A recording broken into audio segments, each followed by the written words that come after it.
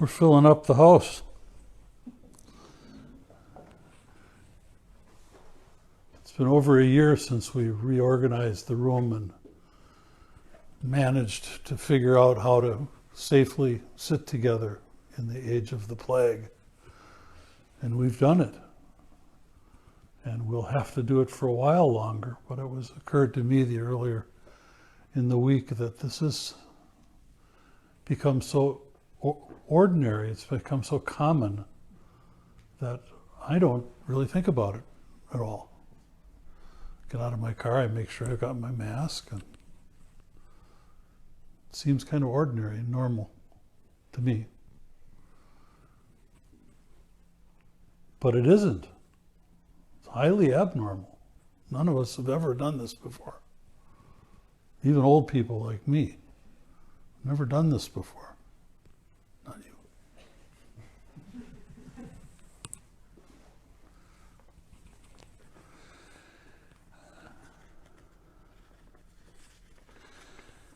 So it's good to be together. Those of you on virtually, because our virtual compadres may not be up yet because we cut it short early today.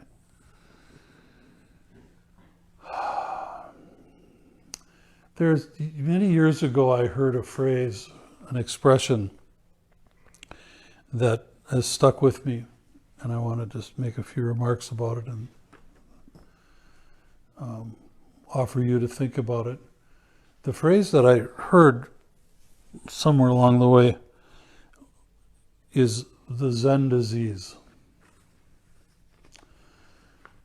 The Zen disease, where we have a nice solid practice. We can sit quietly, drop into a place of peace, move through our day and our interactions and our social life and work life without much disturbance. In a really good place. And then somebody does something, or somebody says something, or something awful happens.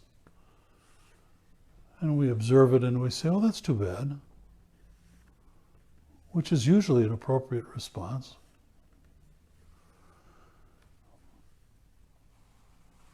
Zen disease is the state of mind where something truly awful happens.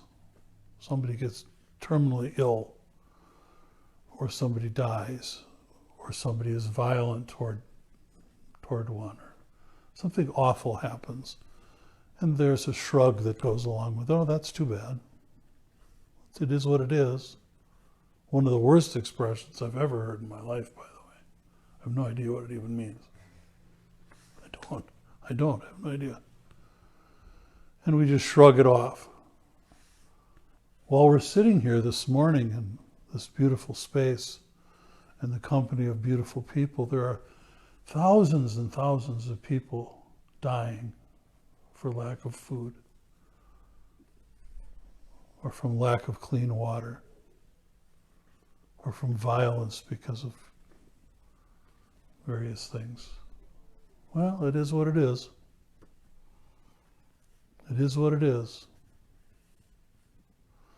That, as I understand it, is a good definition of Zen disease. If I can't have and feel deeply compassion and sorrow at what I just said, I may as well go up in the attic and lock the door. You understand? While we're sitting here, there are people dying from preventable conditions. Or there are people being beaten up for no good reason. Or children being abandoned and abused, and on and on and on. We are animals, after all. And we haven't all become enlightened. Almost. So I bring this up just to comment on that tightrope that we all walk. Because we sit and we try to understand the Dharma. Shunya did a beautiful job Thursday night of talking about various ways of thinking about the Dharma. We just finished reading our last piece, included comments on the Dharma. I invite you all to go pull up your phones. I almost said go home and look on your computers, but nobody does that anymore. Dial in on your phone. What does Dharma mean? What does that mean? Dharma. What is Dharma?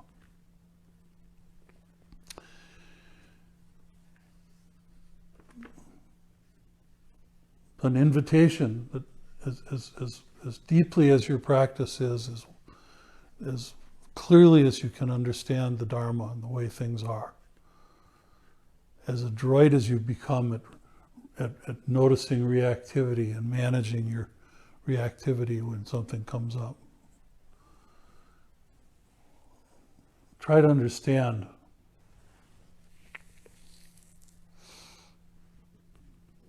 that things still are awful, that people are still suffering. And to shrug our shoulders and say, oh, it is what it is, does that a disservice. That's my understanding of the term Zen disease. Does that make sense? So if that makes sense, I didn't see many heads bob. Just a reminder to the newer people here, I can't see. So you have to actually move. Especially with masks, I can't see facial expressions. So please, learn what that term means. Read about the Dharma so that you know what you're talking about when we do our services. And then give some thought to this idea of Zen disease. It is what it is. What does that even mean? An awakened one, in my view, an awakened one is someone who is at peace, someone who is adroit with skillful means, can dance and move and avoid reactivity, manage conflict, manage distractions and sadnesses. Skillful means, that's another term to look up.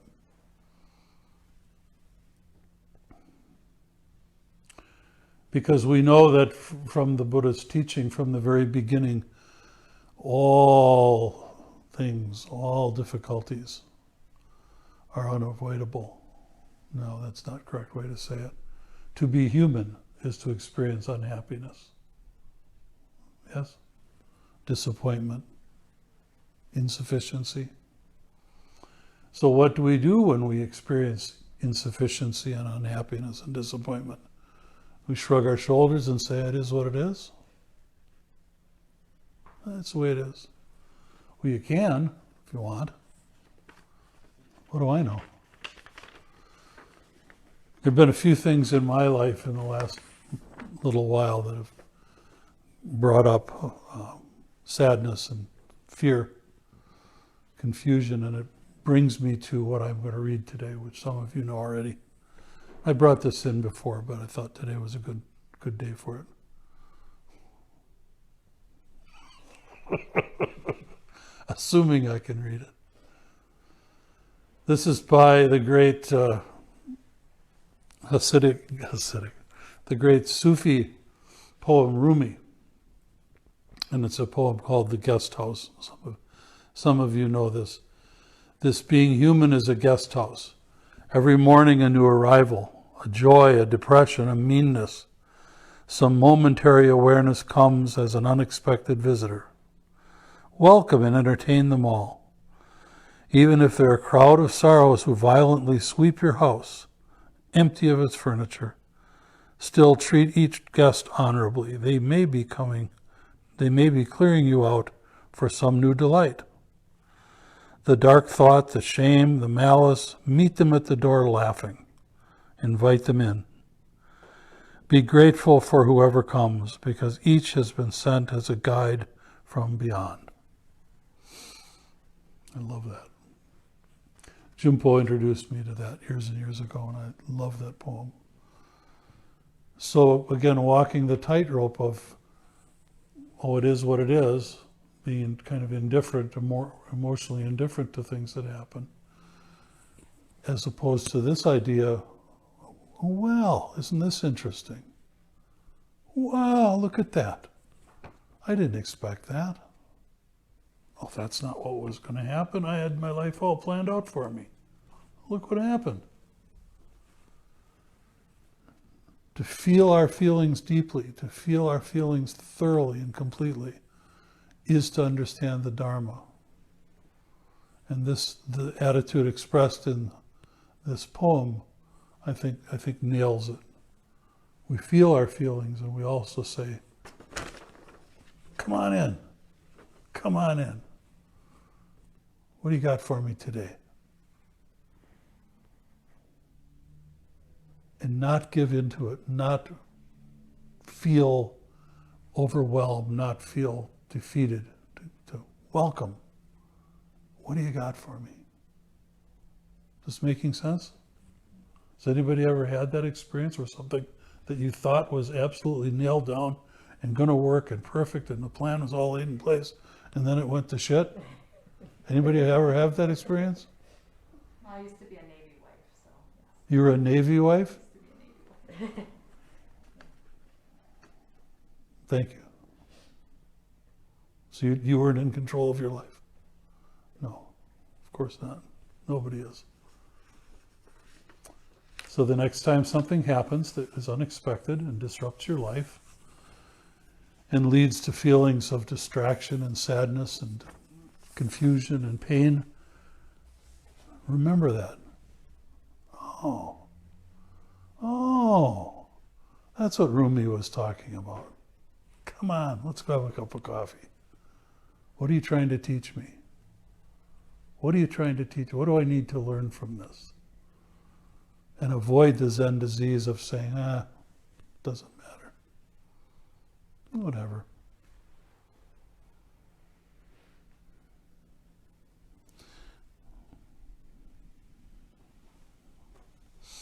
So that's what I wanted to share today. Comments? Thoughts? I thought of that expression that it is what it is. To me, that's the definition of ignorance. The willful ignoring of the suffering of others is what has always come back for me. Don't you think? That's what I think. It is what it is. People say that and I feel like a child because I don't know what they mean when they say that. Of course it is what it is. It's cloudy. It is what it is. Duh. I appreciate that, and I think that's important to talk about personally, because I remember when I first gained interested in meditation, and I've heard it in other practices other than Buddhist practices or Zen practices called spiritual bypass. And it is what it is. When I first came into practice, I feel like I received, I would call it, in my opinion, poor instruction as far as when I sit and I meditate, I need to clear my mind and not think about anything, no thoughts. And I think it's important to talk about that because, I'm still practicing and learning, sitting and meditating, just like everyone in here is. And because what used to happen with me is I used to clear my thoughts and not think about anything and not address it when something came up because I should not be thinking about negative thoughts. And then down the line, I'd wound up in this position because nothing was addressed, and it was very interesting situations I would find myself in down the line, and I was like, oh, why did I get here? This sucks. And so thanks for addressing that. Thank you.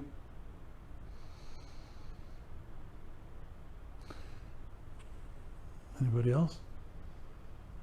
To me, I've always found it is what it is to be kind of a cop-out.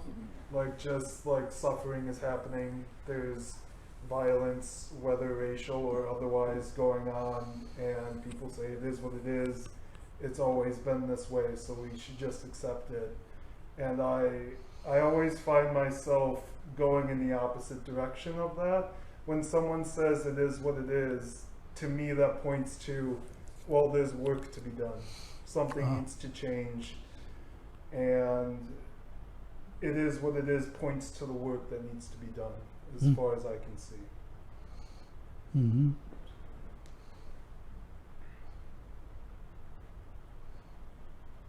Thank you. That's helpful.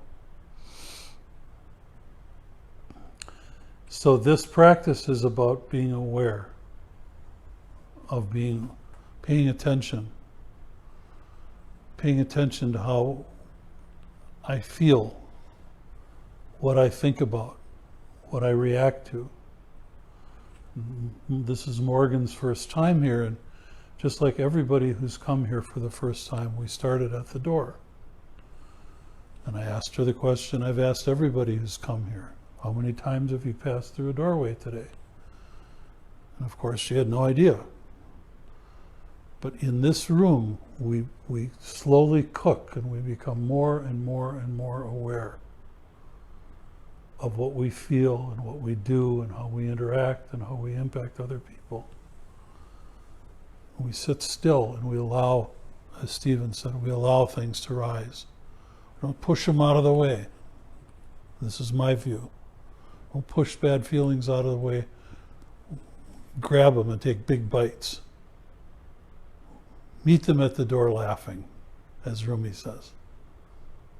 Oh, my heart is breaking. God damn it. But what is this about really? And on and on and on. To be aware, to be conscious. That's the practice. That make sense? You got it, Morgan? You enlightened now? Good girl. You're done. Get out of here. All right. Thank you, everybody. We've got to pick up all the cushions. It seemed like it was kind of a pain in the neck to put them away Thursday behind the curtain. We could just pile them against the wall. There's only 7 people going to use the room. So pick up all the cushions, put the books in a pile, and some of us are going to go to the attic for coffee. Please join us.